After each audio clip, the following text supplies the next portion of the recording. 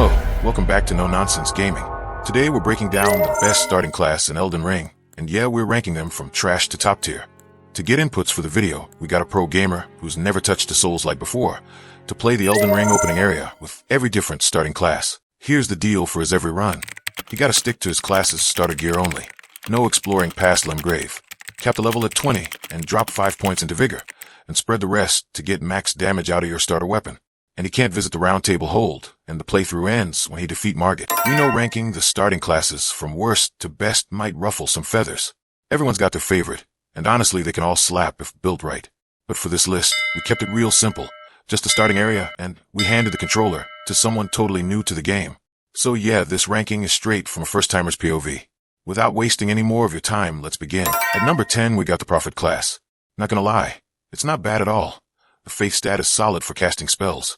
But the starting weapon, which is the short spear, and the armor is mid at best. Only real W is it starts with Catch Flame incantation, which is actually clutch. You start off with a janky little spear, a finger seal, and the saddest shield in the game. You begin at rune level 7, and there's a massive 16 points were given to faith. Added to that, there's an armor set that's basically held together with hope. Easily the worst loadout compared to other starting classes. Not gonna lie, the short spear slaps against smaller mobs. Huge poise damage. But the moment you're up against bosses or shield dudes, it turns into a toothpick. The player used the Sacred Blade Ash of War in this playthrough, and when we have upgraded it to level 20, the build of 301 DPS, 522 Vigor, and 16 Poise. Yeah, we let him use summons for the Margit fight. Look, if the devs put in the game, it's fair game, right? And man, this build was struggling. All the flasks were gone, Rogier and the summons got clapped, and somehow he clutched it with nothing but that broken Catch Flame spam. Barely had a drop of mana left when Margit went down. Absolute madness. Alright, stat nerds. Here's how the numbers shook out. This class had the second most deaths, and took the longest to finish. Final verdict. The Prophet can slap in the hands of a seasoned pro, but for a newbie? Yeah, it's easily the worst starting class. This class's final ranking is 10. Weapon ranking is 9. It's in D-tier list, and rated 4.5 out of 10. At number 9, we got the Bandit, basically the class equivalent of that one friend who shows up late, but brings snacks.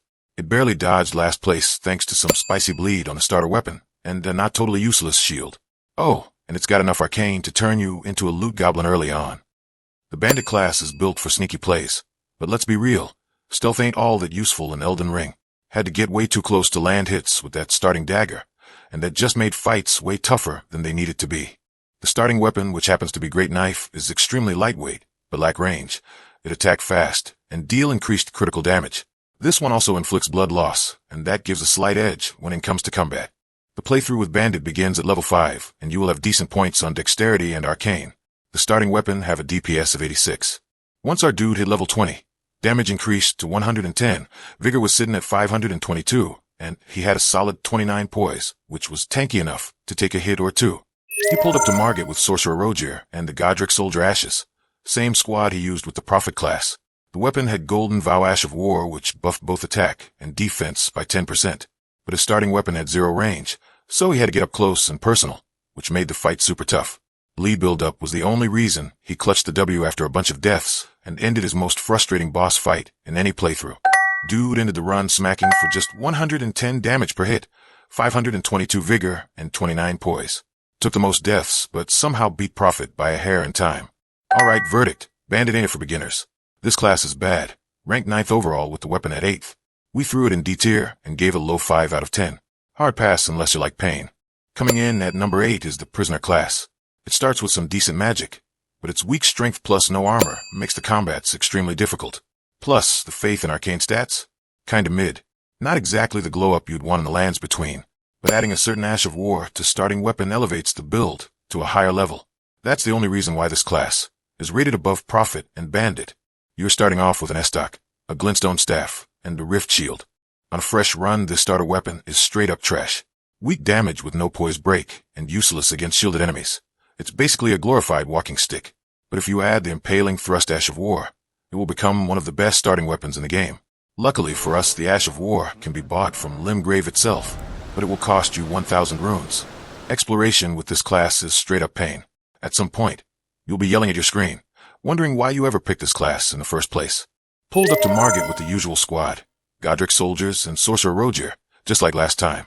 Wasn't as brutal as the Prophet or Bandit fight, but yo, Margit still handed out some humble pie. Ego took another hit. Not gonna lie, we only made it out cause that impaling thrust L2 spam. At level 20, this class hits 150 damage with the S-Stock, packs 547 vigor, and has 21 poise. It ranked 8th in total deaths and time taken. Not the worst, but definitely mid-tier vibes. And the final verdict? Prisoner lands at 8th place with the worst starter weapon in the game. It's placed in D tier with a rating of 5 out of 10. If you're new, skip this one unless you want to play the game spamming the L2 button. Before we jump to the next class, we have a request for our viewers. This is the hardest we have worked on a video. So if you're vibing with the effort, hit that like button and smash subscribe. That's the fuel that keeps us grinding out more bangers like this. At number 7, it's the Warrior. Once you get the hang of perfect timing of combat, this class can absolutely wreck. But early on the damage feels kinda weak. That's why it's ranked this low. Players can exploit the Scimitar's fast attack output with the status-afflicting Ashes of War. But beginners will struggle with relatively low damage and a lack of physical sturdiness. The double-bladed Scimitar is low-key awesome. It provides a free bonus attack. But the damage ain't top tier unless you really know how to work that moveset. It's good against small mobs and great for status effect building. At level 20, the class will have 153 damage and 547 vigor. The poise will be a staggering 33. This time, our warrior switched things up, rocking the Jellyfish Summon and good old Sorcerer Rogier to take on Margit. After few tries, Margit was defeated. A big thanks to the poison drainage caused by the Jellyfish Summon. Alright stat junkies, here's the juicy breakdown. At level 20, the main weapon hit for 153. Vigor was sitting at 547 and poise held steady at 33. Our player ended the run with the 7th fastest time and 6th least deaths.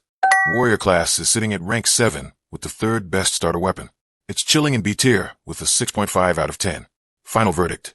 Pro players can make it shine, but for beginners, it's kinda mid, not gonna lie. Sliding in at number 6, it's the Confessor. If you're new to Elden Ring and want a class that can kinda do it all, this is it. You'll begin with a solid shield and high starting level. FromSoft even called it Jack of all trades, but master of none. This seems like a very fair assessment. You start with no particular specialisms, but no real weaknesses. You start off with the broadsword, which is really great at slicing through enemies. Its wide swings hit multiple foes easily. The weapon have a special skill called the Square Off. It causes 30 stance damage and melts stamina of shielded enemies. Great for breaking their block and going in for the kill. At level 20, your starter weapon hits for 160. You've got 522 HP and a solid 33 poise. For the Confessor build, we rolled with the Lone Wolves, Spirit Ashes, and Sorcerer Rogier. 3 wolves out there kept Margit busy while we snuck in those clean Square Off hits. Easy distraction, easy damage. Unlike our usual pain sessions, this boss fight was light work. We defeated Margit without much deaths. Our dude ended his run with the 5th best time. He even had a massive 15+ minutes difference from the 6th place class. The death toll dropped down to single digits. And the final verdict is that the Confessor class is ranked 6th with 2nd best weapon. We placed it in B tier with a solid 7.5 out of 10. Like we said earlier, this class is the jack of all trades but master of none. At number 5, we've got the Hero class. It was neck and neck with the Confessor. Honestly could have gone either way. But Hero edged out as it wrapped up the run a bit quicker. The Hero has the highest strength stat of any class. It starts off with good vigor and endurance, meaning they're at least a little tanky and agile. On the downside, they have less magical proficiency. The Battle Axe is a good weapon which deals considerable damage with each swing. This one is an all-round weapon which is suitable against almost every enemy in the starting area. At level 20, the main weapon was hitting for 305, vigor stacked up to 624, but only had 22 poise. Since this build have a chunky HP, our dude used the Jellyfish Summon along with Rogier. With that Battle Axe smacking hard, Margit didn't stand a chance. Every hit deleted a chunk from his health bar.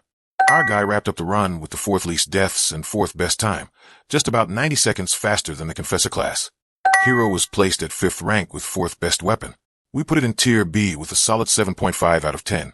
Starting with Hero and Elden Ring will give you a tanky build. It's safest you'll ever feel in this brutal game. At number 4, we've got the Wretch class. Stat-wise, it should be way lower. But hear me out, this class is for the real ones. You start with just a club and no armor. It's raw. It's painful. It's the purest Souls-like grind you'll get. Total pain, but also peak gameplay. That's why we decided to place it in 4th. You start with a club. And yeah, it actually slaps way harder than you'd expect for a starter weapon from the most difficult class. This one have a special skill called Barbaric Roar. When applied, will increase the damage by 10% and also changes the heavy attack into an advancing 3-hit combo. Our dude rolled in with Godric Spirit Ashes and Sorcerer Rogier to take on Margit. The Ashes totally made up for his paper-thin poise. Not gonna lie, dude died a lot.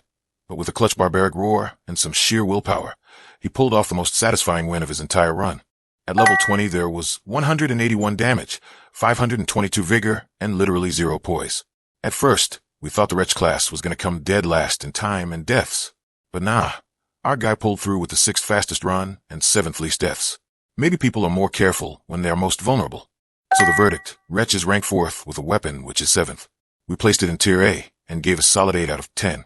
This is the go-to class if you need the real Soulsborne experience. Now let's move on to the best starting classes. At number 3, we have the Astrologer class. Pick the Astrologer if you want to play Elden Ring on easy mode. Crazy magic damage, and guess what? Enemies barely touch you. Who needs strength when you can laser everything from a distance? Let's show why this is an easy mode. The starting weapon is a staff along with a spell called Glintstone Pebble. By using this, you could snipe enemies without getting near them. And you could do that to every enemy in Limgrave. Big or small, flying or crawling, shielded or boss type. None could escape this. Even the boss Margit. Our dude put a tanky summon in the form of Godric Soldier Spirit Ashes, then killed him from a distance. He did have a plenty of unused flasks left in the end. This will be the easiest one can fight a boss in Elden Ring. At level 20, our player had 499 vigor, 23 poise, and infinite weapon damage. Rookie finished the run deathless and faster than any other class. The final verdict is Astrologer class is ranked 3 with a weapon ranking at 5. We placed it on S tier and rated it 9.5 out of 10. We had to drop the rank on this one.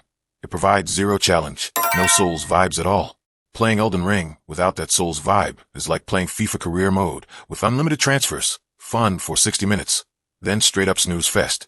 At number 2 at the Samurai class. This class starts with pretty much balanced stats and an overpowered weapon with bleed build. There's no real downsides for this Samurai. The starting weapon is called Uchigatana, one of the well-balanced katanas in the game. This one inflicts 45 bleed build-up per hit. This passive ability makes it the best starting class weapon in Elden Ring. The weapon also have special skill called Unsheath, which cause heavy stance damage when applied. Up against Margit, our guy dropped the Lone Wolf Ashes, and it was smooth sailing from there. Quick fight, barely touched, and still had flasks to spare. At level 20, Samurai will have 577 HP and 33 poise. The main weapon will have 148 damage. Our dude wrapped up the run with the 3rd fastest time and 2nd least deaths. Samurai is ranked 2nd, and the weapon is at number 1. It's placed in Tier S, and we rated it 10 out of 10. A well-balanced class with a great melee weapon. And the best beginner-friendly class is the Vagabond. To be honest, we could have swapped the top 3 in any order, as all 3 of them are very overpowered and unique in their own ways. But we had to give it to Vagabond due to its high starting health. Players will be able to take more hits from the start and receive a nice set of armor for decent protection. And when it comes to weakness, there ain't any. The players start with 2 starting weapons. A longsword and a halberd. Both of them are good. Longsword for smaller mobs and halberd for giants and bosses. As the build seemed tanky enough, our guy pulled out the jellyfish summon along with Rogier for fighting Margit. He decided to use halberd for that extra stance damage. Margit didn't even put up a fight and was defeated easily. As the build seemed tanky enough, our guy pulled out the jellyfish summon along with Rogier for fighting Margit. He decided to use halberd for that extra stance damage. Margit didn't even put up a fight and was defeated easily. The Vagabond class is ranked 1st with a weapon ranking at 6th. It's placed in Tier S with a rating of 10 out of 10. This class has got the most vigor and poise. Basically, it's tanky as heck. Perfect pick if you're just starting out. These rankings are just based on our own runs and from a beginner's point of view. So don't rage if your fave class is lower on the list. Let us know your favorite class in the comments. That's a wrap for this one. Smash that like button and sub for more Elden Ring content.